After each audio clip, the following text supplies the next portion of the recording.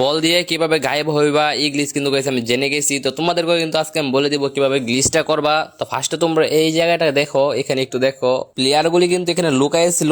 ওদেরকে কিন্তু বল দিয়ে কিন্তু বলকে যেভাবে শট দেয় ওদেরকে কিন্তু বল দিয়ে ভাবে শট দিয়ে কিন্তু জুনে নিয়ে ফেলাইতেছে। আর যে ফালা যাচ্ছে ওইটা কিন্তু আমারই টিমমেট ছিল, র্যান্ডমলি একটা মেসেজটা দিছিলাম, পড়ে গেছে একটা গ্লিজ ইউজার। দেখো এই প্লেয়ারটাকে দেখে বইসা ছিল, এই প্লেয়ারটাকে এক ধাক্কাতে কিন্তু করে জুনের বাইরে নিয়ে ফালাই দিছে।